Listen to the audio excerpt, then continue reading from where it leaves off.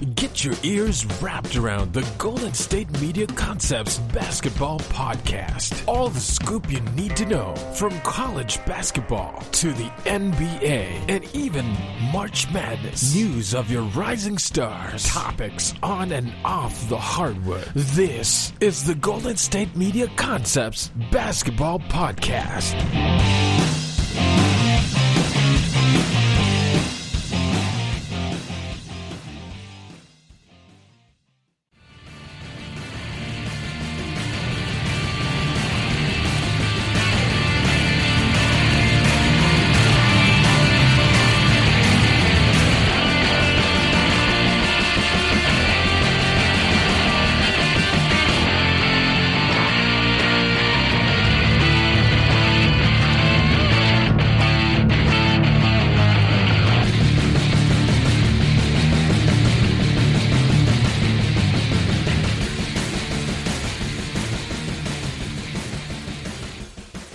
Welcome back to the GSMC Basketball Podcast. I'm your host, Michael Shredder, and this podcast is going to be brought to you by the GSMC Podcast Network. Today we got a really exciting show. We're going to talk about March Madness. We're going to talk about some NBA topics, and also at the end of the show, I'm going to talk about which young player you should build your team around for the future. It's going to be a really good show. Now, on this segment, I'm going to talk about one of the craziest upsets of the NCAA tournament, maybe the craziest upset. Oral Roberts beat Ohio State 75-72 to advance to the second round. And what's crazy about this that people don't really, I think, get is that Ohio State was a 2 seed. Oral Roberts was a 15 seed. Now, why is that such a big deal? Because there's only been, now if you include Oral Roberts into that list, 9 teams that were 15 seeds that had beaten 2 seeds. That's crazy. 12 over 5, we see that all the time. 4 losing to a 13, we've seen that before. 4 teams beating 3s, we've seen that before. We've even seen a 16 beat a 1. But a 15 over a 2, like a 16 over 1, is very rare because the talent proportionally is on the 2 seeds' favor. And Ohio State's a team that got to the Big Ten championship game, barely lost to Illinois, who's a number 1 seed in their region. And Ohio State's a team that people thought could get to the Elite 8 or Final 4. But it came down to who took care of the ball and who shot the ball well from the free throw line. And when I think of March Madness games, I distinctly think of what team ran a good offensive scheme. And I'm talking about upsets specifically, right? If you look at upsets specifically, what do they come down to? Well, they come down to who takes care of the basketball, who makes their free throws, who makes open threes, and how do you play defense, right? Those seem like obvious stuff to win any basketball game, but for especially a team in Oral Roberts that doesn't have as much talent as Ohio State does, at least on paper, they had to play a very patient, controlled, smart game in order to win. Oral Roberts is 13th in three-point shooting in the country at 38%, and they shoot 11 a game. And that's important because they made a big 3 after big 3 to quell Ohio State runs, to enhance their overtime lead, and that's important for them going forward. They also are the best free throw shooting team in the country. They shot 14 out of 18 against Ohio State. That's important because especially if you're a lower seeded team, you got to be able to make free throws in order to win those games. If you think about even NBA games, right? Teams that make their free throws, ultimately, if the talent is similar, they're able to win. But in the NCAA tournament, anything can happen. And especially the fact that they're in Indiana bubble. Excuse me. And within the Indiana bubble, anything can happen. It's like the NBA bubble, right? Whoever kind of gets their game going, doesn't make mistakes, can be successful moving forward. And if you look at what Oral Roberts did, they were good from 3. They were 14 out of 18 from the free throw line. And that's super important. And they also had a guy in Kevin O'Banner who had 30 points and 11 rebounds against Ohio State. That's huge for them. Huge. Ohio State, actually what's crazy is Ohio State out-rebounded them 49-32. And a lot of times people think rebounding determines games that teams win. Well, I'll say from personal experience, that's not always the case. When I played high school basketball, a lot of times that if you won the rebounding battle, you didn't always win the game. And I've seen games in college or even the NBA where you win the rebounding battle, you don't necessarily win the game. Look at the Brooklyn Nets, for example, right? They lose the rebounding battle almost every game. But they win most games because of the fact that they can shoot the three at a very high percentage. They take care of the ball better than other teams do. And they're efficient offensively. But let's look at the fact that Oral Roberts had 6 turnovers for the entire game against a good Ohio State defense.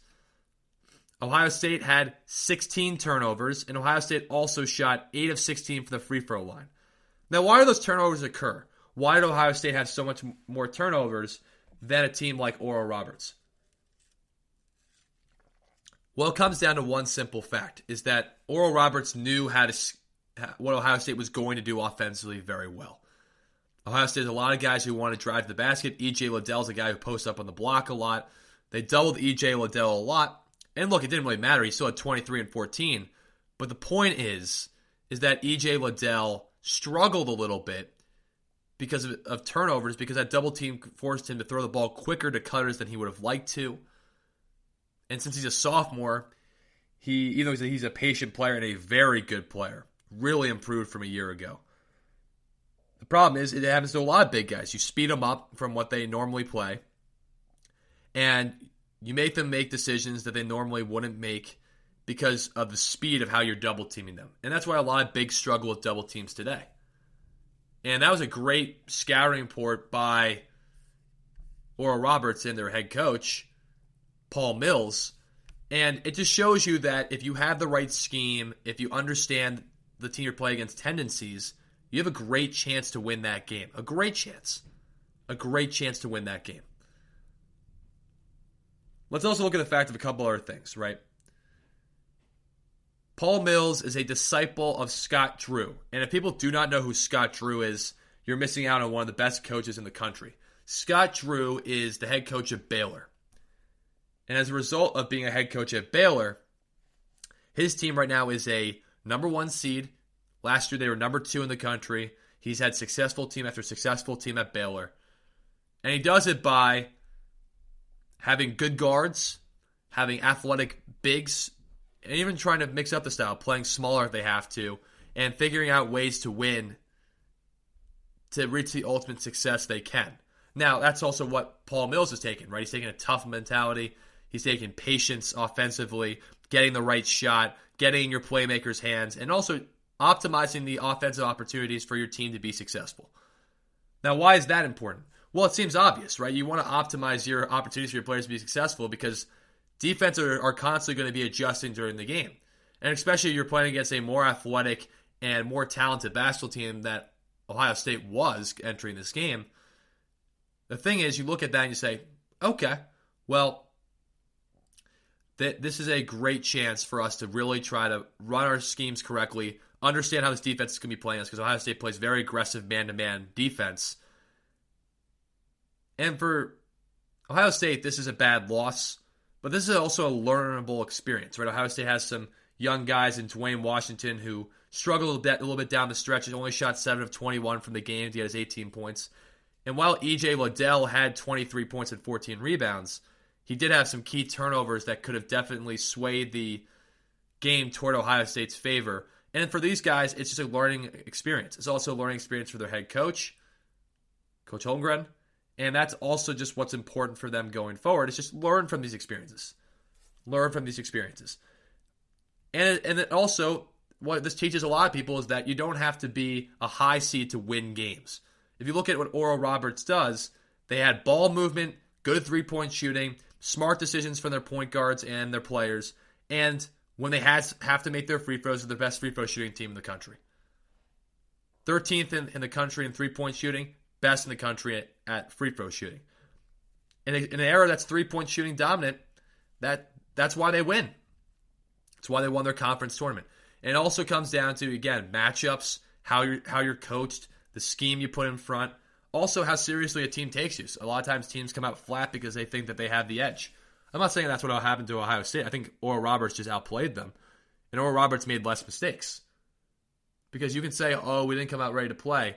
Well, at the NCAA tournament, I don't think that happened. I think they came out ready to play. I think Oral Roberts had the proper adjustments. And that's where I kind of go with that.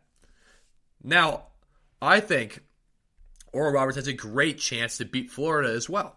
Florida, as people probably saw who followed March Madness, beat Virginia Tech in overtime, really showing a lot of great poise down the stretch, which is something they've really struggled with.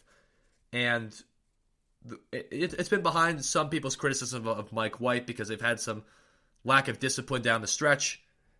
And sometimes their offense looks very confusing and people don't understand what's going on.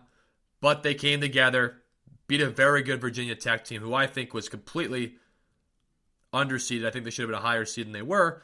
And they were a pick that a lot of people had over Florida, but Florida came out ready to play and got the job done. But the reason why analysts like Jay Billis from ESPN think that Oral Roberts can win this game is that Florida turns the ball over 21% of their possessions. Like I just stated, Florida is a team that on offense, sometimes people don't know what's going on. And that is a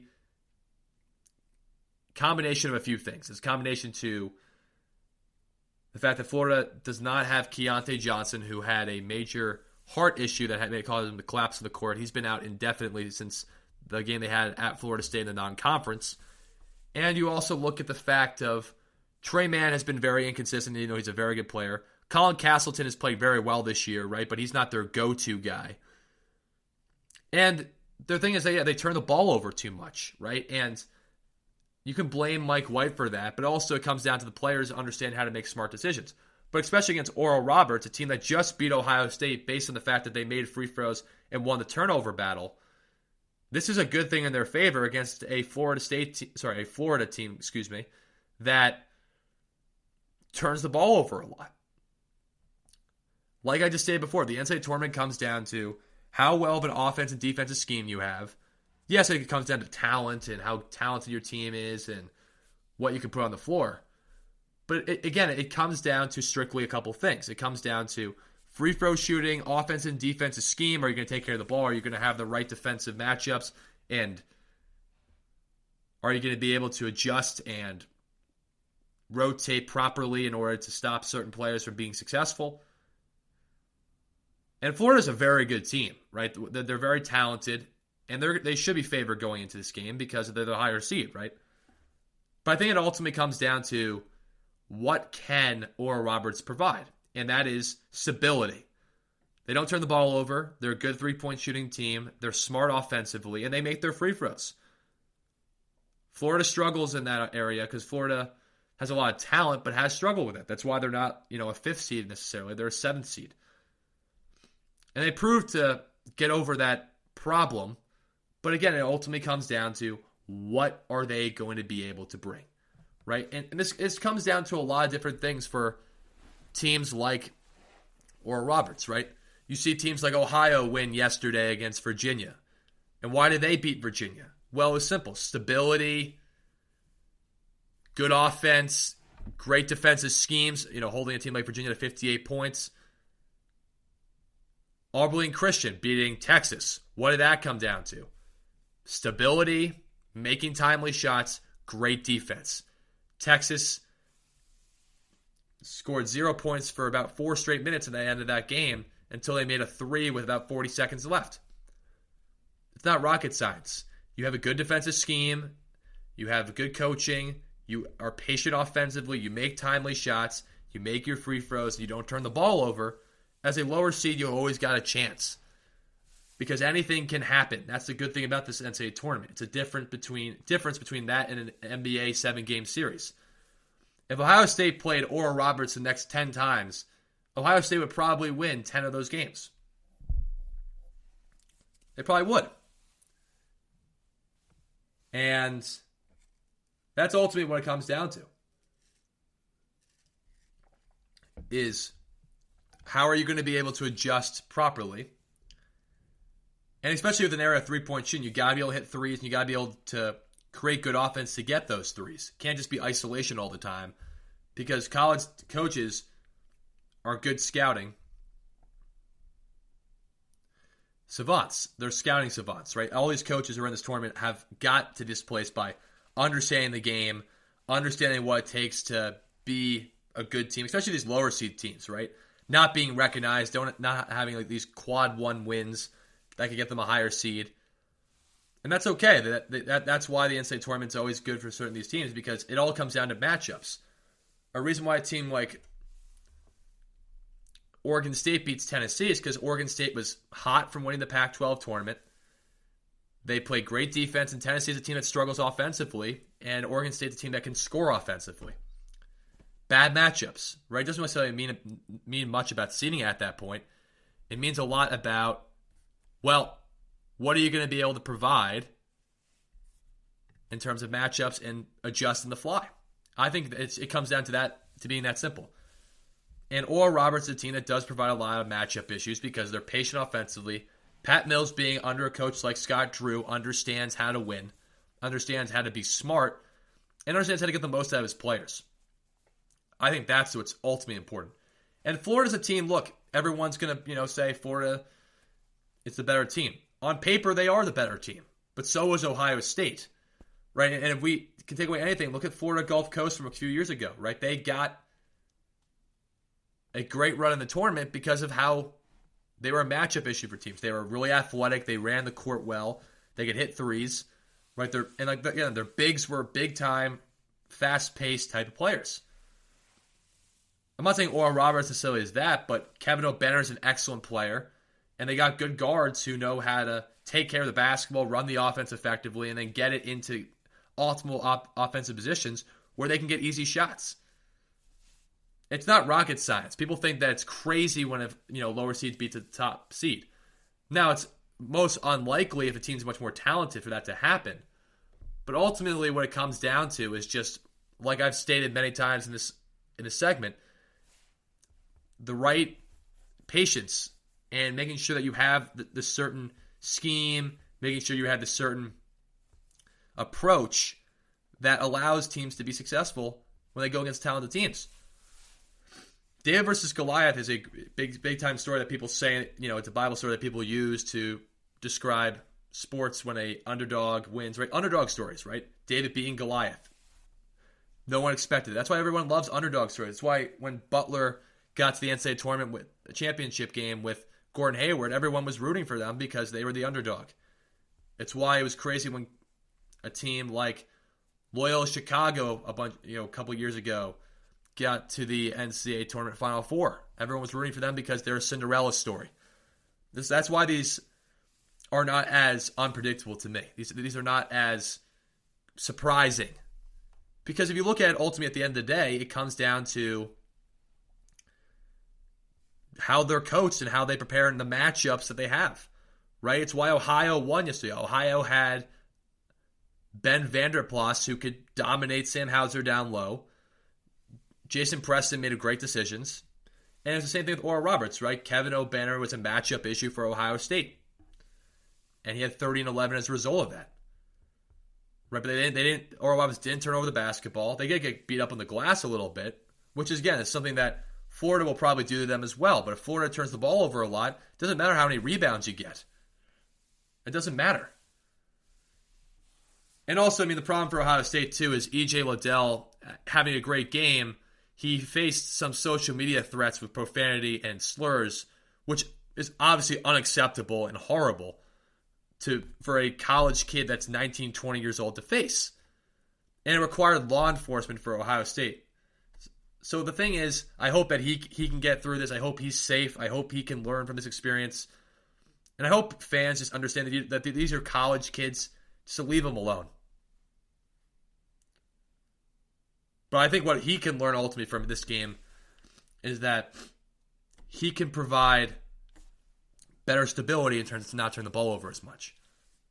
It's unfortunate what happened to him on social media, but it's also unfortunate that he didn't win that game either. And I hope that he's such a talented player. I hope that he can ultimately step up and become a better player as a result of this. And I think he will. I think he'll become even better than he was this year. And I think he was the Big Ten most improved player this year. I mean, he was unbelievable this season. No one really expected a lot of incredible things from Ohio State this year. They expected them to be competitive. But he really stepped up, and that's why it's important for people to understand how great he played. But going back to Oral Roberts on the more positive side, right? It's just incredible to see a 15 seed be a second seed. And for basketball, I think that's always the best thing. To kind of see these Cinderella stories, to see these upsets happen, to see good basketball beat talented teams, even if you're less talented. And that's ultimately what it comes down to at the end of the day is, look, the headlines from that game are probably going to be E.J. Liddell having that horrible social media moment. And that's horrible. But I think another headline should be the fact that Cinderella stories are great for basketball, and this is unbelievable that Oral Roberts was able to win this game. And it shows that if you don't turn the ball over, you make your free throws, you make your threes, you run good offense, if you're a less talented team, you can still beat a team that's more talented than you. Look at Ohio, look at Oregon State, look at Albany Christian beating Texas. Eastern Washington almost beat Kansas because of that reason. Upsets are very prevalent in the NCAA tournament, and Rutgers beat Clemson based on the fact that they just made smarter decisions down the stretch. It's not rocket science, everyone.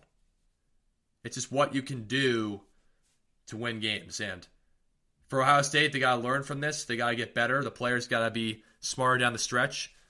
And for Dwayne Washington and E.J. Liddell, this is their great chance to take over next year and become better players than they were this season. Even though they were great this year, they could be even better because they made mistakes down the stretch that definitely hurt their team. But they weren't the reasons they lost, but they struggled down the stretch with some turnovers and missed shots. And I'm excited to see what Oral Roberts does against Florida. I think they have, again, like I said, a great opportunity to win that game. And I hope E.J. Liddell can move past this horrible social media situation and this game and become the player that can maybe be the Big Ten Player of the Year next year. He's got that potential. So it's going to be exciting to see what happens forward.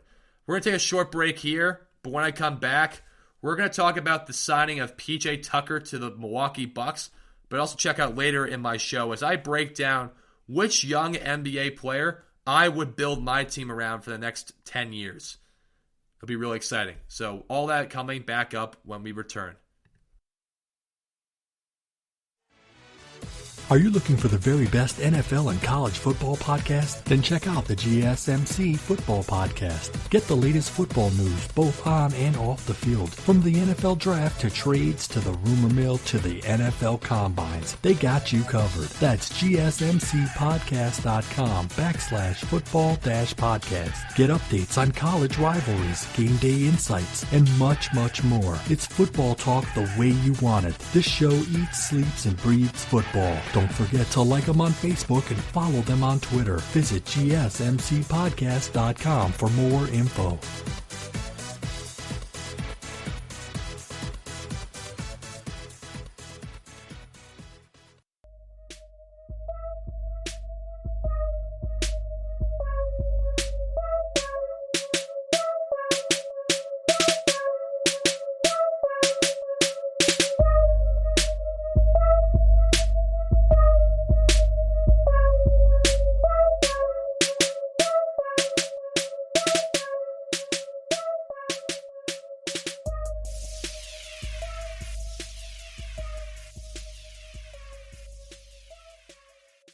Back to the GSMC Basketball Podcast.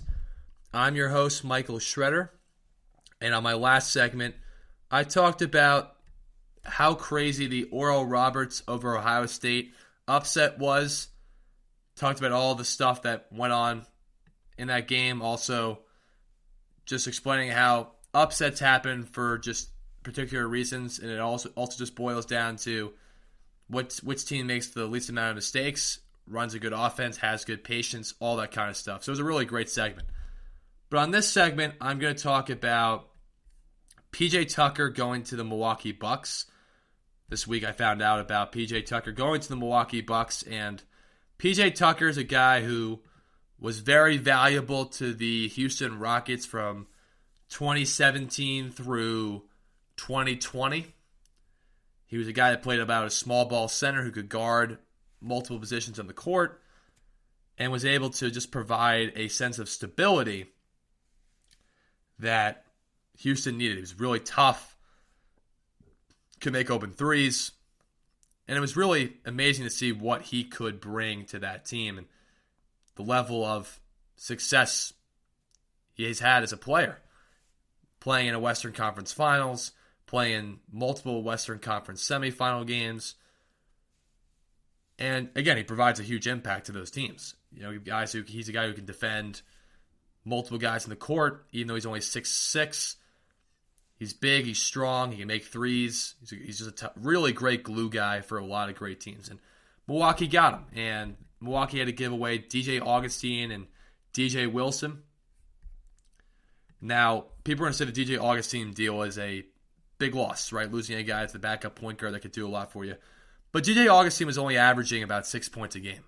So there wasn't really a huge loss because even though PJ Tucker's having a really bad year this year for Houston, people are contributing that a lot to the fact that Houston has just been so bad. It's been turmoil with just the new coach and James Harden wanting out early in the season and the fact that he's just not getting as many touches and all that kind of stuff. So PJ Tucker's now with Milwaukee, and they also get Rodin Kurics, who was once on the Brooklyn Nets, and they also got him as well from Houston because he got traded to Houston with that James Harden deal. And the thing is, when I look at the fact that also a guy like Torrey Craig from Milwaukee is now going to Phoenix, and the thing is, when I look at Torrey Craig, I think he actually can provide good defensive depth for a good Phoenix team who's right now in the 2nd/3rd spot in the West. And it's just going to be interesting to see how that pans out. But I think in terms of PJ Tucker, okay, what does this mean for Milwaukee? Well, I think he's a guy that can bring a lot of stuff to them, right? He's very versatile, like I said. He can play small ball center. He was a small forward for a lot of his career, but he's a guy now that has the opportunity to play small if you need to go small. He's a floor spacer. So as a result of that, when you're a floor spacer, it allows a guy like Giannis to have more opportunity to dominate in the paint. And the problem with Milwaukee is their spacers have always struggled in the playoffs. Giannis had that wall built against him. Hasn't had guys who can make shots when they need to. And Giannis has not performed up to his level either, so let's not just say that it's been the other guy's fault. It's been Giannis' fault as well. But the thing is, too, is that he's experienced because he's been in multiple playoff series and been in long playoff runs before with Houston and in the tougher Western Conference. He's a tough guy, right? He's a guy that, provided a lot of grit, rebounding presence, defense, hustle. Again, he's one of the tougher players in the NBA. And that's going to help Milwaukee because you always need a guy on that team to kind of boost the energy up when the energy's down. And he's a career 39% shooter. When he was with Harden in Houston, he's 32% this year, but this year so far has been really bad and hopefully he can turn it around. But he's been a 39% shooter when Harden was there. And in 2020, he had the best three-point shooting percentage from the corner of anyone in the NBA. And he also took the most threes in the corner. That's where he lives. He lives in the short and he lives in the deep corner. And that's where Giannis can really use him. If Giannis gets stopped by 2 or 3 guys, kick it out to him, it's an open 3. And he also attempted 3.5 threes a game with Harden. When he's shooting 33.8% this year, he's only averaging 2.1 threes. And that's primarily because guys like Wall and Oladipo are great players and do really good things, but they're more scorers than they are facilitators. And so there are some concerns, I would say, about this deal. I'll give my opinion on it in a second, but the concerns about it are pretty obvious, right? They're pretty obvious in the sense that he's only averaging 4.4 points a game this year. He's 35, so you don't know how much he still has left in the tank. And he doesn't seem, and especially at his age, as mobile enough where you can switch him onto guards, right? He looks like he only really can guard forwards or bigs. But this is an important move because if you look at Giannis, he's top 5 in paint points this year. That's where Giannis lives, is in the paint, right? He's a below 60% free throw shooter. He's only about 31% three-point shooter. He lives at the paint. And he's a guy that loves to attack the basket, but in previous years, right, teams have built that wall against him, and that has caused major struggle within his game. I think pretty obvious stuff, if you ask me, based on just the way he plays. It seems pretty obvious. And I think that it boils down to Giannis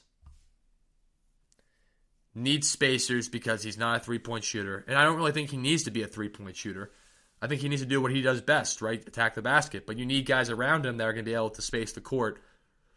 And I think, too, the fact is that Tucker in the past has been very efficient from the corners, at least, from three-point shooting. And that's important because Giannis, when he drives middle, right, the help comes. You can kick out to the corner right there. It's an easy three for a lot of guys in the NBA. And especially if you're a contending team, you need a guy like a Draymond Green, right? That's what PJ Tucker is. He's similar to like a Draymond Green. Not the facilitator that Draymond Green is, but he's the sense that he's very tough defensively. He's undersized for his position. He can make threes. He's gritty. He's tough. He's experienced. And that can only help Giannis because Giannis is 26 and he still has a long way to go in his career. But look, they're trying to beat teams like Philly and Brooklyn. And getting a guy like PJ Tucker is only going to help that for this team. Now, here's what I think, right? And I think this is what it ultimately comes down to, right? This is an important move, like I said, because you have Brooklyn and Philly, who are 1 and 2 in the East, right? Philly's still 1, and Brooklyn's 2. The reason why that's important is because Milwaukee's been one of the hotter teams in the NBA recently. Milwaukee's always been a very good regular season team, right? And that's why Giannis has won back-to-back MVPs, because in the regular season, he looks like the best player in the NBA, because he puts up 30 points, 12 rebounds, a block and a half, and 5.5 assists, and looks truly dominant. And that ultimately is what it comes down to, right? Is he has to be able to do that in the playoffs, and he hasn't, right? Toronto in 2019, after him having 2 great games to start off the series, they built a wall against him with Kawhi, and he really struggled. Really struggled. And then Miami does the same thing against him the next year, right? When they put Bam Adebayo or Jay Crowder or Jimmy Butler on him, build a wall, couldn't really do anything. Again, if you're asking a guy to go 1 against 5 and try to score, there's only so much you can do if you don't have much of a perimeter game. That's why guys like LeBron have been effective, because LeBron can at least hit threes, and he can hit mid-range, and he's got a post game, right? Giannis looks like he's starting to post up more, which I like. But again, you need shooters because teams are just going to converge the paint on Giannis because they're not going to let him beat them. They're not going to let him just waltz to the lane and lay the ball in the playoffs. But you need someone who's also been in those playoff situations. And I think if you have someone who's been in those playoff situations, gives you a great chance to win. Great chance to win. Because PJ Tucker knows what it takes to at least get to a Western Conference Finals. Almost beat the Warriors in 7 games, right? And they've lost the last couple playoff series he's played. They've lost to the eventual NBA champion. The Warriors twice, and then the Lakers. But again, he's on a team now with a team that plays better defense in Milwaukee, even though I would not say their defense has been great this year. They were better defensively than Houston was last year. And also, he's not going to be asked to do a crazy amount like he was in Houston. He's just going to be asked to be tough, be good defensively, make threes. Right? But in Houston, he was asked to do it at an amplified level, but that's all. He's just going to be another role player, and another solid role player on a championship contending team. And especially you're playing against teams like Brooklyn, you're playing against teams like Philly. Brooklyn's very small, so you can put him in the game and go small ball center, and you don't really lose a step. But if you go against Philly, you can put him as a floor spacer, and even if you put him, you go smaller, put Giannis at the 5 and him at the 4, that's not really a big issue. And I think that looks really good for them, especially because of the fact of they're looking for ways to improve their team. And I think PJ Tucker is a guy that a lot of championship contending teams are looking at and saying, this guy can help us improve because of his playoff experience, the fact that he's known as one of the toughest guys in the league, and also an efficient three-point shooter before this year. And I really think that the three-point shooting came down to the fact that he wasn't happy in Houston and he wasn't as locked in. Or it could be his age. He could come in and not be very good. So, there is more of a high reward with this move. If I have to say it, there's definitely more of a high reward. But I do think, ultimately, when we look at this move, I think there is concern because PJ Tucker's 35. He hasn't been playing very well this year. And he is a little bit limited defensively. He can't really guard guards at the level he used to. But there is also the positive side of, you get a guy who's known as a good defender, who's known as a good three-point shooter when he has been more locked in, they think, and a guy that's going to provide grit, toughness, experience to a team that has struggled in the playoffs in the past. And having just another guy on that team always helps. He's a veteran that has been there through the trials and tribulations of the playoffs, through tough situations within Houston. And look, he knows what it takes to win at least, so this can help Giannis out. Now, PJ Tucker's not won an NBA championship, but he's a guy that you definitely want to have on your team because he's going to help provide some stability with your team at least. And you need some stability going into playoffs. You need a guy who's going to ignite the fire that's going to allow your team to have high amounts of energy going forward. And that's what ultimately it comes down to for this team. Ultimately what it comes down to. And at the end of the day, that is what people need to look at with this move. Now, here's my opinion on it, right? My opinion is it definitely makes them a contender, a top 3 contender of the East. I don't think it makes them I think it makes them better. But again, Brooklyn and Philly are still my top 2 teams in the East.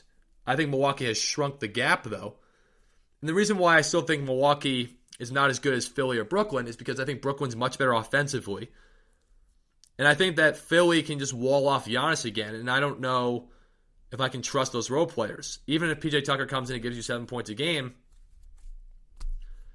do I really trust him at his age to be able to guard and beat in the post? No, not really, right? If you decide to go small, or Tobias Harris or Ben Simmons, I don't know. I mean, I like Philly because I think Philly's locked in. I think Philly also barely losing to Milwaukee without Embiid. If I'm Milwaukee, I'm a little concerned about that. Even though Giannis played great in that game, what are you going to do when Embiid's there and Embiid's fully healthy? That's the question I ask.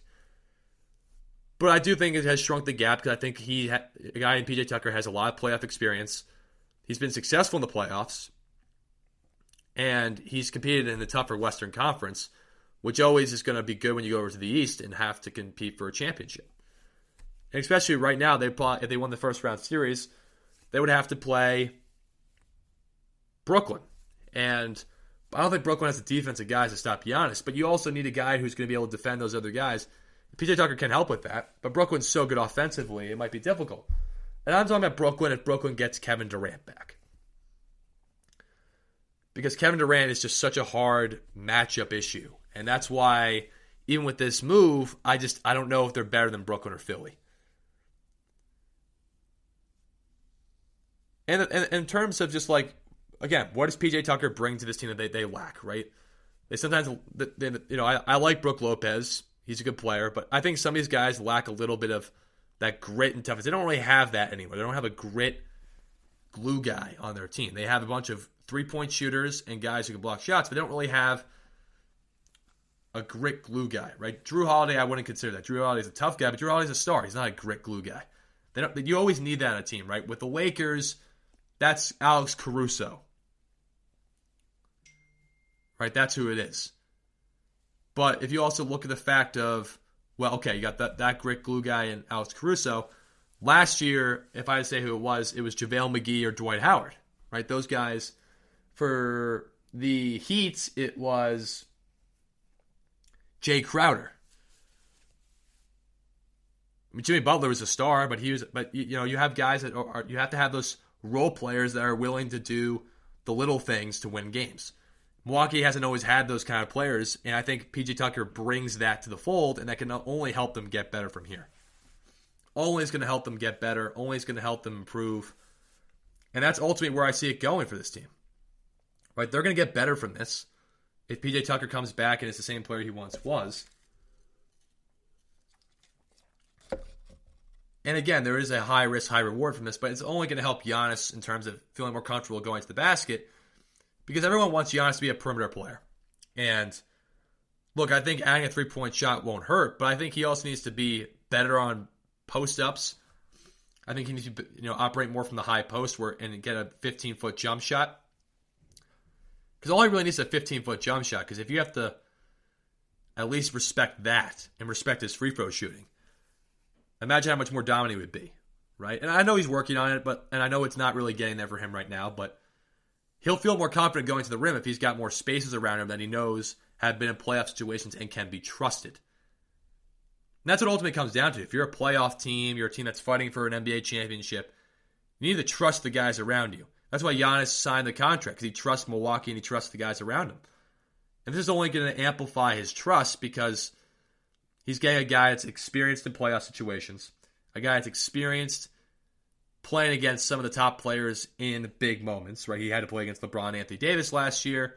He had to play against Kevin Durant, Steph Curry, and Klay Thompson and Draymond Green for 2 straight years. And let's remember, in 2018, they almost beat him. And he was a big reason behind that. Big reason behind that. Because of the way he brings toughness, grit. Think about the reason why the Warriors were so successful, right? Yes, they had Kevin Durant, they had Steph Curry and Klay Thompson, but who was their tough guy? Draymond Green. You always need that because you need a guy who's going to get loose balls. You need a guy who's going to play defense on the opposing guy's best player. And it also takes less of an onus for Giannis to have to defend everyone's best player and get in foul trouble, right? Saves Giannis from fouls, allows Giannis to act more as a center field guy, block shots. And for Milwaukee, this is just, I think, a good pickup if PJ Tucker is still playing at the level at least he was playing last year, because he was playing well in 2020. And I think he still can play at 35. I still think he's going to be fine, I think. But as of right now, I would pick Brooklyn and Philly still over them, because I just think Philly can build a wall against Giannis, and I think that the wall has proven to work, even with a guy like PJ Tucker. They just don't have anyone to answer to stop Embiid. And they don't have anyone. Tobias Harris didn't shoot very well. Think about it. Tobias Harris shot terribly. Ben Simmons shot terribly. Seth Curry was out for the entire fourth quarter, and they lost the game by 4 in overtime to Milwaukee the other day. Full loaded Milwaukee team, which means Philly's better. Even with PJ Tucker going to Milwaukee, Philly is better, and Brooklyn with Kevin Durant is better from a talent perspective. Now, you bring PJ Tucker in, you bring a little bit of that defensive onus that you can put at least in a small ball center, because Brooklyn likes to go small, and see what happens. The thing is, you have to outscore Brooklyn, in my opinion, in order to beat them, and that's going to be a tough matchup to be able to outscore Brooklyn going forward. But I gave this move an A- as a grade. I think it's a good move. I think it's going to help him, because I think he's valuable when he is in full form. But again, there is the question mark around his age, around how useful he'll be, because he's not playing very well this year. But I think the benefits are definitely higher. I think this move is a move that you have to make as a contender, to bring some toughness, to bring some spacing, to bring some defense into your team.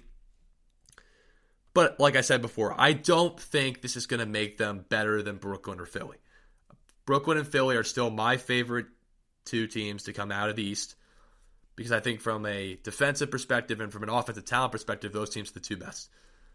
I think Philly's great defensively and efficient offensively, and I think Brooklyn is so good offensively, it's just going to be hard to beat them in a 7-game series if you don't have defensive stoppers / a dominant player down, a couple dominant players. I think Philly's just more talented than Milwaukee at this point, and that's ultimately where I go from there. We're going to take a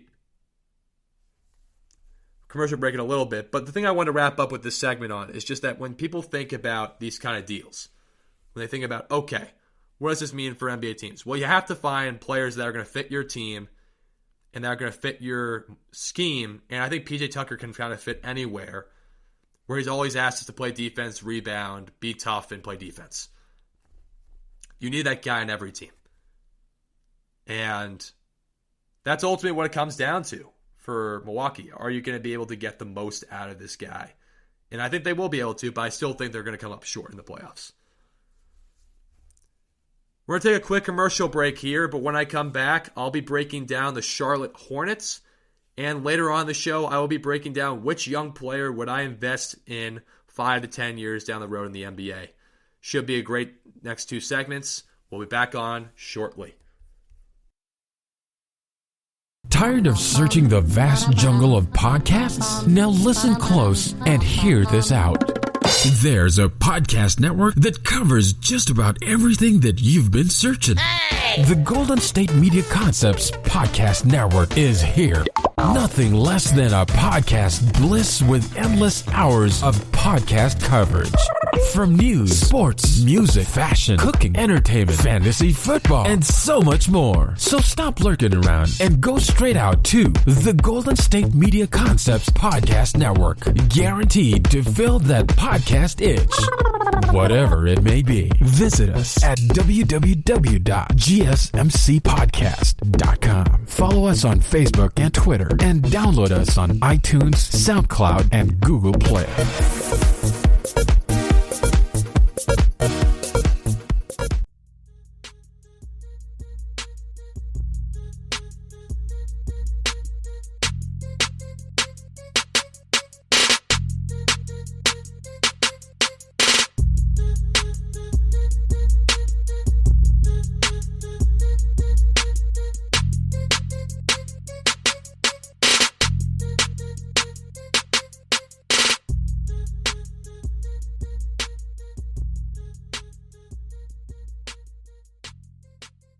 Back to the GSMC Basketball Podcast.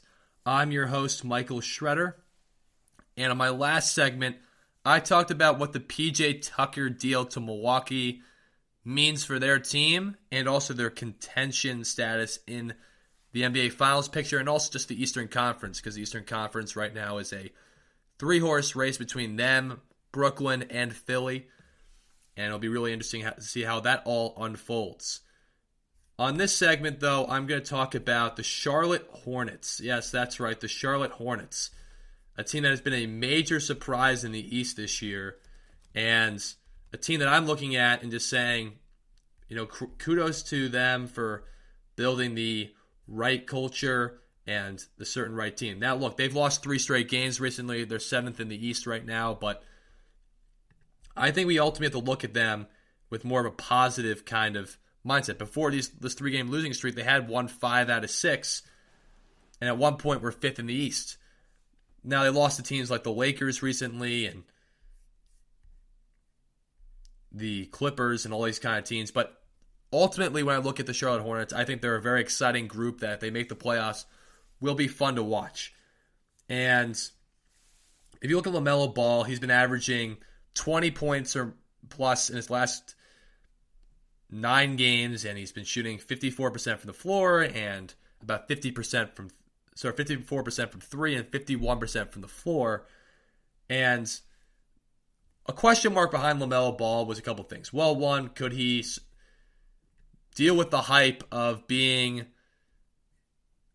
under LeVar Ball's wing and being his son and all that press that comes with that and dealing with LeVar Ball? Now, I get that, right? That's not easy to deal with, especially if you're a player like LaMelo who prides himself off of being a dominant type of player and living in the spotlight and trying to be this next great thing because LeVar says he's like the next great player and all this kind of stuff, right? But the thing is, he's lived up to the hype. And I'm going to be the first one to say that he has. And there are a lot of question marks about him coming in, right? Can he shoot threes? Can he be efficient? Is he strong enough, right? Is he athletic enough? Everyone knew he had great floor general instincts, but there were a lot of concerns about him as well. And he's squashed all his notions, right? He's averaging 16 points a game now, which is just behind Anthony Edwards in rookie scoring. And Anthony Edwards takes a lot more shots than LaMelo takes. But LaMelo also started the year off on the bench. Ever since he's been in the starting lineup, he's been averaging 20 points a game. And I think the big thing, too, is that he leads all rookies in, at least going into the game against the Lakers, he led all rookies in total points, rebounds, and assists. And I think the fact is that he has a love for the game. And the thing is, when you have a love for the game, that rubs off on your teammates, right? It also gets you excited to play every night, and you're going to play at your best every night. And I think for LaMelo, that's important because he's proven that over time. That, okay, I can play at this level, and I can do the best I can each and every night and be able to get to that certain high level. And I think for LaMelo, ultimately it comes down to just understanding that there's going to be pressure on along with him, which I think he's handled very well, but also the fact that he's playing really well and just continue to play at that high level, continue to play fast, play your game, do what you're doing. Because again, he's special at this moment. I think he's going to be an ultimate great player in the next couple of years, and he's really proven himself as a rookie to be a very, very good player. And he's doing a great job. Again, he's doing a great job, especially with a weak draft class that just came in. He's been a very dominant player and really impacted Charlotte in a very positive way. Now, let's look at the fact of there's other reasons why Charlotte has been doing well this year. Even though they're one game below 500, they have been doing well at certain areas. And I think when you ultimately look at them, you got to think about the fact that, well, they have players who understand how to be dominant at this level, right? And let's look at the fact of you got Gordon Hayward having a resurgence in his game. Gordon Hayward is averaging 20 points a game, and people have to understand where he started from to get to this place. Gordon Hayward was a 20-point-a-game guy in Utah. He led him to the playoffs. He was an all-star. He was a dominant player. He gets traded to Boston to go, play with his coach in college, Brad Stevens, who's an excellent NBA coach, even though Boston's been struggling a little bit this year. And, well, let's look at the fact that in 2018, he had a catastrophic, dislocated, broken ankle that kept him out that entire year. He comes back in 2019 and wasn't really that good. Didn't play a whole lot. Last year, he was definitely a step up better, but he was more of like the fourth option, even though he averaged a little under 18 points a game. He had to deal with injuries and all this kind of stuff with his hand and everything like that. So he's had to overcome a lot. He gets traded away to Charlotte, where he signs a massive contract. And people questioned it, right? You're not going to a winning franchise, or you're just about the money. You don't want to win a championship. I think he wanted to go to a place where he felt like he was going to be the number one or second or two option in the team's offensive scheme. And I feel like he wanted to show people what he's really capable of. Can't really blame a guy for that. Can't really blame him for that at all. And doing so, he was an all-star snub in my opinion. He's averaging 20 points a game, shooting 48% from the floor and 40% from three. And the thing is, he has experience. He's been in major playoff series. He's been around the league for a long time. And the thing is, what he's done well is he's played his game. He looks more athletic than he did in Boston. He's shooting the three well. He's hitting his mid-ranges. Right, he's playing at his pace. And at 6'6", 6'7", he's doing what he has to do in order to win games and to be successful. And that's ultimately what it comes down to for Gordon Hayward. To be able to be successful, to be somewhere where he's wanted, and to be somewhere where he could be successful as a player. If you look at the fact that he's shooting the ball at a high percentage, he's a go-to guy for this team, he's scoring at a high rate, he's had a couple 40-point games this year. And that's ultimately because he knows how to score. It's just that he needs to get his confidence back. He needed to feel like he was the number one or two option of the team again. And yes, look at Boston, right? Boston is much worse than they were last year at this point of the season. Charlotte's almost as good as them. Or they might be as good as them, actually. Yeah, Charlotte is better seeded than Boston. Think about that. Boston, with all their talent, is 8th in the East and Charlotte's 7th. It might be a Gordon Hayward effect. Gordon Hayward goes places they ultimately are in playoff contention. Not saying they're going to be a playoff contender to win a championship, but they'll be in the playoffs or contending for them. And I think that's because he's playing at a high level and he's allowing these teams to understand that he has experience and understands how to get there and play at a high level. I can't fault him for that. Right? Guys like LaMelo Ball, right? Miles Bridges, younger players like that are just looking for chances to have success and to develop their games. And I think ultimately what it comes down to at the end of the day is LaMelo is a great player who's gained the experience, and Gordon Hayward's being at least a guy that's allowing him to do his thing while being an effective scorer as well.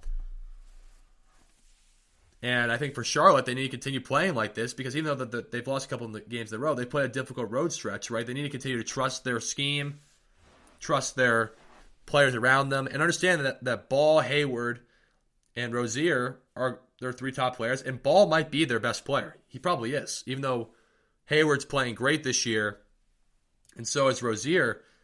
Ball, I think, is their overall best player, and I think they've all kind of accepted that. And Gordon Hayward still knows that he can be the number 2 or option of this team, and be able to still dominate from there. And ultimately, that's important, right? Because you want to go somewhere where you feel wanted, and even if you're not the number 1 option anymore, you want to feel like you can still make a difference to a team. And I felt like in Boston, he didn't feel like he could do that anymore. Or he didn't really feel wanted. I'm not insinuating what he actually said to Boston or what he actually felt, but like that's why I think he's playing better this year. That's just my personal opinion. But it's not just him that's been able to make this kind of resurgence, right? It's been about Terry Rozier too.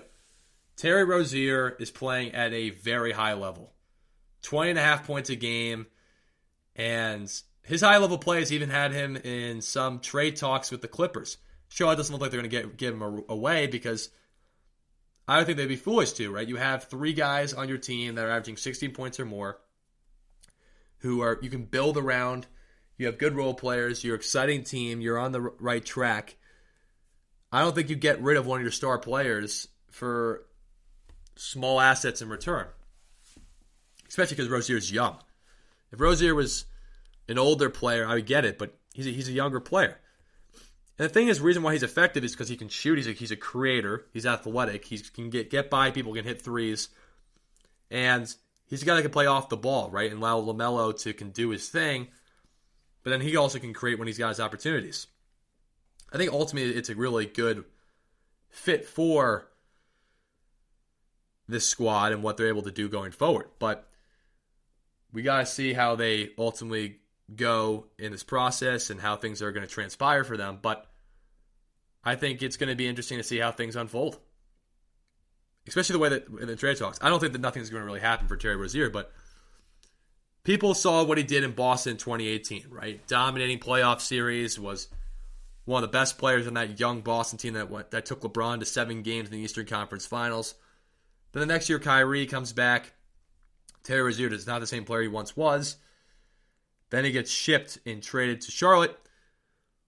And he's now found that game that was everyone thought he could be, right? A really talented 2 guard who can really score and dominate opposing guards in the other team.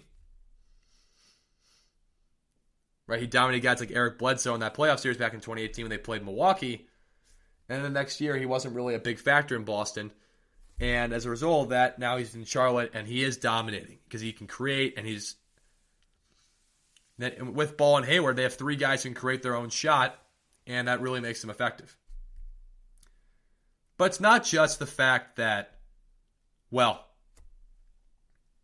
you have 3 guys who can put the ball in the basket, right? And I think for a coach that's important because you have 3 guys, who are willing to divvy up to each other, who are buying into winning or trying to win, right, that are young and still learning. I mean, Hayward's a little bit more experienced, but Rozier and Ball are younger players. And I think that for Charlotte, this is important for them, right? I think if you look at them, right, I think they got blasted by the Clippers last night. That's not great. But James Borrego has done a good job of letting these guys buy into his system, even though they got beaten by the Lakers and got blown out by the Clippers last night. I think you ultimately look at this and say, okay, well, let's look at the Charlotte Hornets. Let's look at the fact that they have 3 guys who can create. And have 3 guys who a coach can put their thing and say, okay, these guys are unselfish, but they know ultimately that they can create their own shot. And we have 3 guys we can go to down the stretch who can get you a bucket, right? If one guy's struggling, we go to another one, right? And they're willing to trust each other in order to win. Now, that's tough to hear because you're looking at this team and they lose to the Lakers. They lose to the Clippers really badly, right? You look at the game last night, 125-98. And you look at the game, Terry Rozier was 2 of 10, Gordon Hayward was 5 of 12, LaMelo Ball was 4 of 12.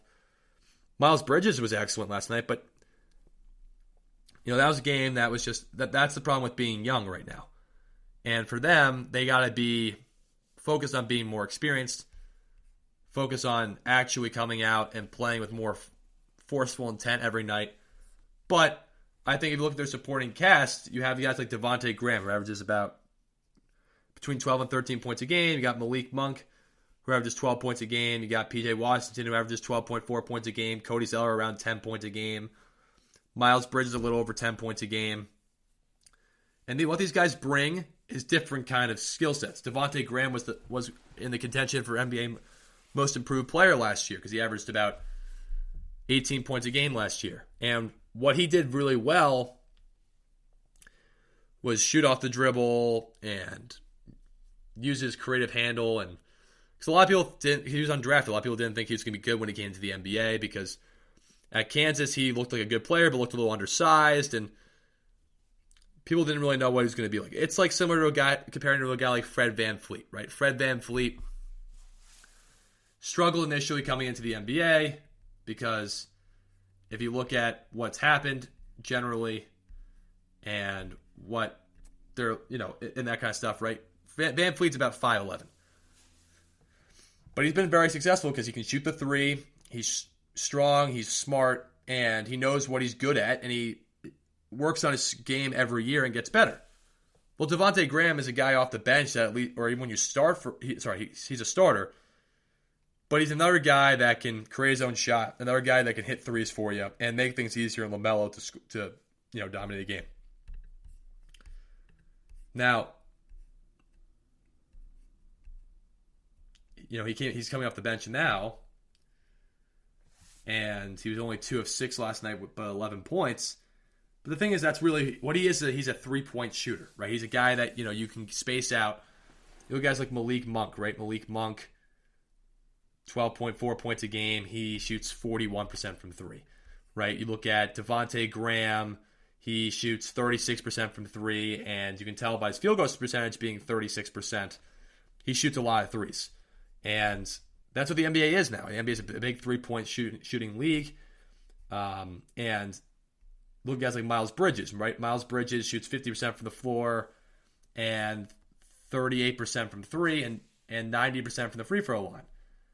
And that's something that he struggled with a little bit at Michigan State, was being able to shoot the ball effectively from 3. But he's done that very well here with Charlotte.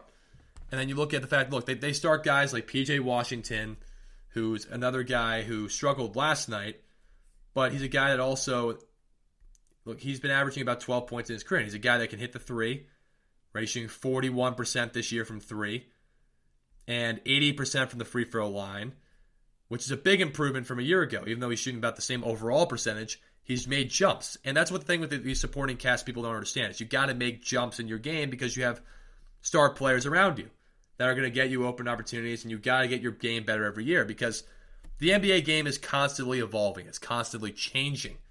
And when I ultimately look at these teams, I say, okay, well, there's opportunities for these guys to be successful, right? Bismack Biyombo, 5 rebounds, 5 points a game.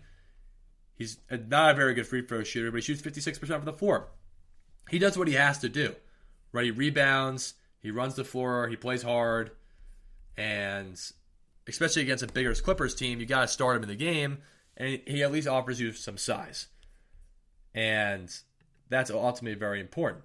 And when I look at their supporting cast, right, I think that their supporting cast is developing. Right? I think PJ Washington can be more consistent every night, but I think the fact is that he does have opportunities to grow and get better. No, I think 6.2 rebounds is fine. I think he can get better at that area. And I think he can be more consistent with his field goal percentage every night, because I think as a power forward, you should be shooting better than 45% from the floor. Terry Rozier, could improve his playmaking, but that's not really who he is. So it's up to these supporting cast guys, right? It's up to Miles Bridges to have games like he had 21 last night, right? He's averaging 9.8 on the year. And for his career, he's averaging 9.9. So he's doing exactly what Charlotte intended him to do, right? He comes in, he provides energy, hits threes, he makes his free throws, gets some rebounds, and plays some defense, right? He's an energy guy, and he does a good job. He's very athletic. But then you look at guys like Devante Graham. He's got to be able to be a little bit more consistent from three, get that percentage up. Malik Monk has continued to hit threes and be aggressive when he's in the game. Because Malik Monk had that one 30-point game earlier this season, and everyone was going crazy about it. Because, Malik Monk has had struggles within the NBA. He hasn't really gotten a lot of playing time with Charlotte over the last couple of years. But ultimately, it comes down to the fact that he's done a good job this year about doing what he can do best. And look, he's athletic, but he's shooting the three at a very high percentage. He's got a mid-range pull-up that's very effective. And again, the NBA game's constantly about evolving and getting better. And as I look at Charlotte, as they play these next couple games, right? They play the Spurs, who are 7th in the West. Then they play the Rockets, which is a winnable game, and they play at home against the Heat. Then they play against the Suns, the Wizards, the Nets, the Pacers, the Celtics, the Thunder. So these games, if you want to be in playoff contention, you got to win the games that you're supposed to win. So you're supposed to beat Houston at home. You should beat Miami, even though Miami's doing really well right now. You should beat the Wizards. I think you should beat the Celtics and the Pacers, teams that you're above in the standings. Right? The Heat and the Suns and the Nets, I could see those games they're not winning, because the Heat are playing at a really high level at the moment, and they're 4th in the East right now. The Suns are doing an exceptional job as well, and the Suns right now are 2nd in the West, so that's also really important for them. So again, I don't know if they're going to beat the Suns necessarily, but I see them definitely having a chance to beat the Heat at home, because home games are games that you should look to win and have an opportunity to win if you play at your highest level and you do what you're supposed to do. But for Charlotte, it ultimately comes down to the way they're going to be able to make the playoffs is if those three guys, Rozier, Ball, and Hayward, play consistent. Because Ball's been playing very well, but he didn't play very well last night. He plays more consistent. They defend. Their role players step up and continue to give the numbers they've been giving. They don't have crazy off nights. And they win the games they're supposed to win, right? Hawks at home, gotta win that game. Cavs at home, gotta win that game. The Knicks, I'm a Knicks fan. If you're the Hornets, you gotta win that game, right? The Bulls, you gotta win that game. The Celtics, you gotta win that game. And then you try to see if you can squeeze wins by Brooklyn and teams like that in order to get into the playoff picture. That's ultimately what it comes down to for Charlotte. We're going to take a quick commercial break here, but when I come back, we're going to break down which NBA young star would I build my team around for the next 5 to 10 years. Should be a great segment. All that coming back up shortly. This is your ultimate stop for everything sports. The Golden State Media Concepts Sports Podcast. Should I say more? From the NFL, MLB, the NBA to MMA, it's all in here. The Golden State Media Concepts Sports Podcast. Listen now.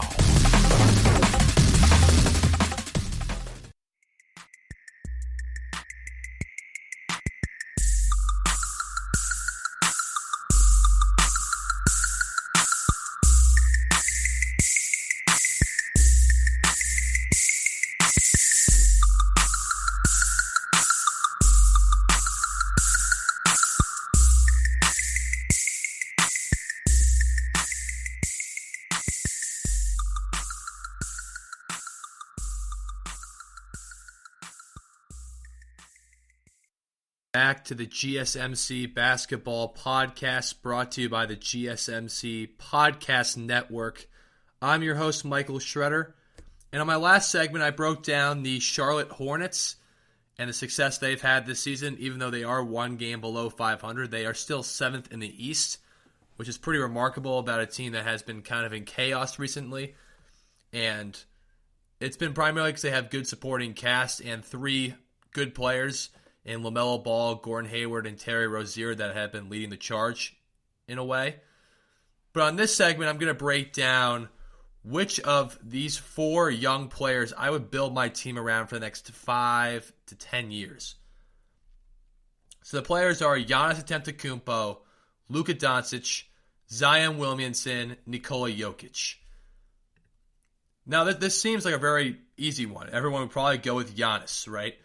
But I'm going to, before I start to break down what my verdict is when I break down who I think is going to be the best player for 5 to 10 years, I'm going to explain what I think the strengths of each player is and what I think they could bring to your team in the future.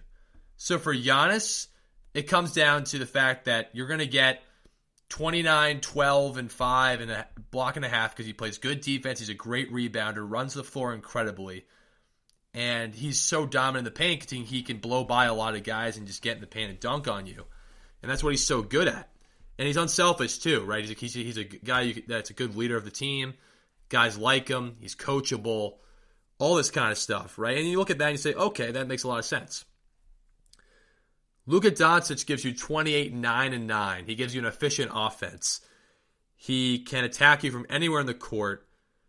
And he had a 42-point night against the Clippers, and he also had 38 against Portland the other day. And if you look at Luka, what he brings is a stability and a guy that's going to be able to provide. Again, he's averaging almost 29 points a game. He's shooting 36% from 3, 76% from the line, 48% from the floor, 9 assists, 8 rebounds. I don't know what else more you want to ask about the guy, so that's kind of the way I look at it because he's just been so dominant the last couple years. And also, at Portland, like I said, 38 points, right? 9 rebounds, 9 assists.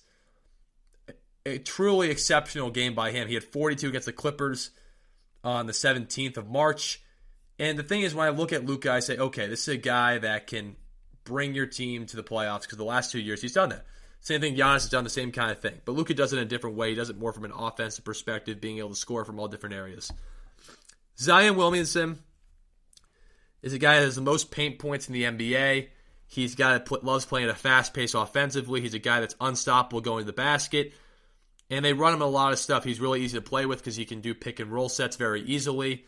He can get by people as a point forward. He's a smart passer. And he's improved. He's a 71% free throw shooter this year. And he still is not much of a shooter, but he's so athletic and so quick off the bounce, it's very difficult for a lot of guys to guard him. And he can play small ball center, which helps your offense very much so in that department. And then we got Nicola Yokic, who is a top 3 MVP candidate by a lot of people's estimations. He shoots the 3 really well at 41.4%. He averages 11 rebounds a game. He's 5th in the NBA in assists. And he's a top 10 scorer in the NBA at 27 points per game. So when I look at that, he also is a guy that's a center. You can throw him to the post. He can score. He can score from the outside because he's got a handle. He can, beat guys just by, different moves and deception. He's not quick, but he can, a lot of slow-footed big guys, he can use his handle to get by. Smaller big guys, he can take him on the post, and he's really efficient down there. He's a very good three-point shooter and mid-range shooter. And I think the best part of him is that he's like a point forward. You can outlet him the ball, and he can run your offense to a point guard. And that's what's so amazing about him is that his mindset is more of a point guard than it is a center. And I think that's what makes him so special and makes him so unique. And I think that's what's going to help Denver, at least. And look, Denver right now is 5th in the West. And I think the primary reason for that is because of what Nikola Jokic can bring to their ball club. And it's pretty obvious, right? He brings great passing. And they're on a 3-game winning streak right now. And right now, if they play today, they play against the Clippers, a team that he dominated last year in the Western Conference semifinals when they came back from 3 games to 1 down. And he's a guy that, is not great defensively, but he's a disruptive guy in terms of he has 1.4 steals a game. And he can run the offense for you. He's a guy at 7 feet tall. That's a matchup issue for any big guy. And that's ultimately what his strengths are. Now, the weaknesses of each guy is a little different. And for Giannis, he's got a few problems. He's not really a closer consistently because he's not a good shooter, right? If you look at Giannis' stats this year, and look, the points and the rebounds and all that kind of stuff are going to jump out of you. But he's shooting 29.9% from three. Even though he's averaging 29 points and 11.7 rebounds, he's gotten his free throw percentage up a little bit. He's 67.9% this year. But he's not a shooter. That's not who he is. And even though he's shot better the last couple of games, that's just not who he is. And that's a problem with him. And also, the decision-making comes down to the fact that he sees three guys ahead of him on the wall and tries to drive through them. That's a problem with him, too, is sometimes he makes poor decisions in those certain times. Luka, it comes down to being a more consistent outside shooter, which I think he's really improved at, but he's not an exceptional outside shooter. He's only about 36%. And he's not a great defender, and that is a problem with him. That's why Dallas has not been an exceptional defensive team. They're 23rd in the NBA in defensive efficiency, and I think he contributes a lot to that. He's gotten better, but he's not great at it. Zion, so there are a few problems with Zion. Zion's problems are he is not a shooter. He's not a great rebounder. He only averages 7 rebounds a game. For a guy as big as he is, as athletic as he is, I would expect more rebounds from him. And defender, he's not a good defender. He gambles a lot. He's out of the place a lot defensively. He's not much of a shot blocker. And the Pelicans are one of the worst defensive teams in the league. I think they're the bottom 2 in defensive efficiency. So that is a primary reason because of him too. And Jokic, his problem is he's not a very good on-ball defender because he's not very quick. He's not a very good pick-and-roll defender because he's not very quick. And his aggressiveness at times, sometimes he's too passive and wants to pass the ball all the time, instead of just taking over and dominating the game from a scoring perspective. And that's ultimately where it goes down to for him. Now, when I look at all of that, you have to say it's a difficult decision, right? Because these guys all bring different skill sets and games to the table. And I think for these guys, it's ultimately what do they want to be for their team. And all these guys are different, have different roles to their team, and all are instrumental in allowing this team to be successful. Now, if I look at Zion Williamson, I think he's the worst out of the bunch. He's not, because the problem is his teams have not been successful since he's been there. They've been awful defensively because they're too young. And he's got a lot of holes in his game that need to be fixed, I think. Jokic is just not very good defensively, and that worries me. And I think the problem with him is, even though I trust him a lot in the playoffs, defensively he hasn't really improved a whole ton. Even though his offense, he's improved a lot. And it's tough because I look at Giannis, and I would take Giannis over because Giannis can do more on the court, even though Jokic is a guy in the playoffs who is a little bit more trustworthy. Giannis does have an overall greater skill set. Not saying he's more skilled offensively because he's not, but Giannis is so dominant offensively and rebounding-wise and better defensively that I look at that. I mean, let's take a look at this, right? Giannis this year compared to Jokic, right? Giannis is averaging 1.3 blocks a game and 1.2 steals. He's averaging 29 points a game, which is more than what Jokic is averaging. And Milwaukee has a better overall record this year, too. And I understand he plays in the East. I understand that people are going to look at that and say, oh, well, he plays in the East. I get that. I get that argument. I understand it, right? But his team is 27-14. They've won 6 straight games. And I know Jokic outplayed him when they played him this year. But when I ultimately look at Giannis, I think he does more. And that's kind of ultimately why I take him slightly over Jokic. Even though I think Jokic is a better offensive player slightly. Giannis overall does more, right? Giannis is a better defender.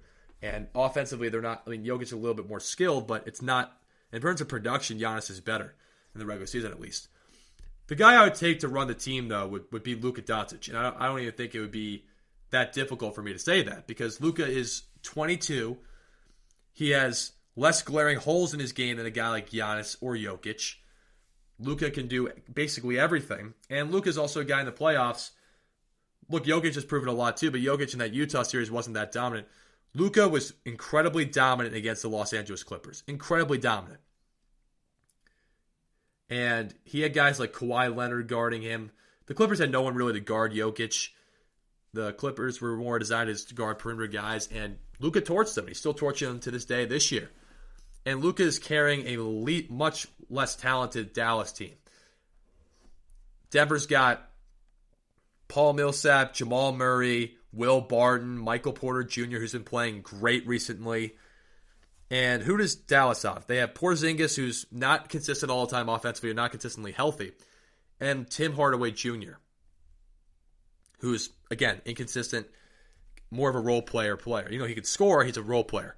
So I look at that and say, Luka has his team right now 8th in the West, and I think that they're going to continue to get better, but I think that's all credit to him, and the fact that he's been playing at a high level with all the adversity. He was not in great shape to start out with. He's got himself back into that condition, and he's playing at a MVP level. I'm not saying he's in the MVP discussion, but he's been playing at that level.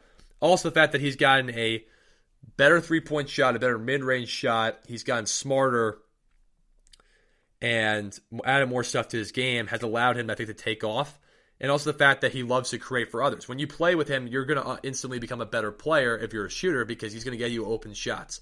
And your offense is always going to be good with him in the lineup because he's going to be able to get open spots for you, open shots, and you're always going to be able to run efficient offense through him, especially because he's a master in the pick and roll because of his change of speed and the way he plays at his own pace.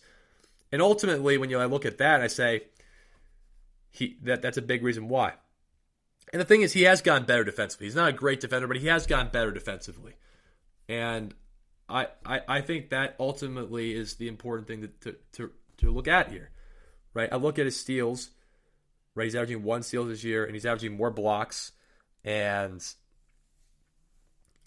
I think he's shooting a better field goal percentage this year overall. He's gotten better, and he's averaging the same amount of points he did last year. He's averaging more assists and less rebounds, but I think the thing is with him is that he plays at his own pace. He's getting better at the other areas where he needs to get better at. 3-point shooting, overall field goal percentage, free throw shooting. He's getting better. And he's only 22. And the thing with age is the fact that Luka's already probably a top 10 player in the league right now at 22. He's a guy you have to build your team around because he's proven that he can win games, and he's also super young. He's only in his 3rd year in the NBA. And he's going to be first-team All-NBA again this year, or at least first or second-team All-NBA this year. And that's based on what he's been able to do. And he's an all-star starter this year because people understand how good he is and how you could build your team around him for the future. And that's ultimately where I go with him over a guy like Giannis. Now, the reason why he's better than a guy like Zion is because Zion has one thing he's very good at, getting to the basket downhill. He's not a great rebounder. He's not a good defender. The Pelicans are one of the worst defensive teams in the NBA. And he can't shoot. So the thing is, teams eventually in the playoffs, if he ever plays in the playoffs, will just lay off of him and he's not going to be as effective. And because teams are going to adjust. They're not going to allow him just to do what he's doing on a consistent basis. And I'm not saying Zion is an incredibly difficult matchup because he's smart and he's skilled and he knows how to get into certain spots to be effective because he has a little bit of a post game. But still, I mean, that's the way I look at it, is that he's roughly around the same age as Luka, but Luka can do more, and Luka's proven more, and Luka's teams have won. And the Pelicans have talent, so you can't be saying that, oh, the Pelicans don't have talent. Yeah, they definitely have talent to win playoff games, to get into the playoffs at least. They have Lonzo Ball, they have Eric Bledsoe, they have Brandon Ingram, they have Nickeil Alexander-Walker, they have Steven Adams. They have J.J. Redick. You can't be telling me that this team can't win games and can't keep blowing leads like they're blowing in every single time they play against a good team. They blew a 17-point lead against Portland the other day, and Dame Lillard scored 50 on them. And look, you can blame Stan Van Gundy all you want, but it also comes down to Zion Williamson, I think, being a little too young to build your team around because I don't think he's learned how to win yet. And Luka has learned how to win games because He got the team in the playoffs last year, the 7th seed. They almost beat the Clippers. And right now they're the 8th seed again. They're going to probably be in the playoffs again if they continue to play as well as they've been playing. And that's where I kind of go there with Zion, is because Zion's the worst out of these guys because he hasn't really proven anything besides the fact that he can put up good stats. And he hasn't put those stats to a winning formula. And I think in order to win games, you got to have not just statistics, but you got to have wins along with those statistics in order to continue to be reliable down the stretch. And that's ultimately for Zion what the problem is and how things are going to continue to move for him going forward. Now, at the end of the day, people are going to look and say, well, okay, fine. If you don't want to say Giannis is better, that's a fair argument. Giannis has got holes in his game, and he struggles in the playoffs, and Luka doesn't, and all that kind of stuff. Like, we get that. That makes sense. But what about Nicola Yokic? He's gotten the team to the Western Conference Finals. Luka hasn't done that. Yeah, but again, it comes down to the fact of, whose team is more talented? Oh, right, Denver, correct? Denver last year was more talented. This year they're more talented. If you look at the stats,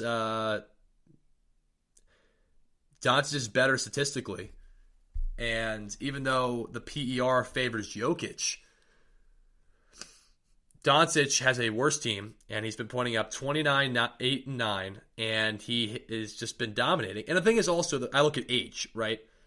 Jokic is older, he's 26, and I think age is a big reason why you build your team around. Again, this is for 5 to 10 years down the road, and you build your team around guys who are young and emerging.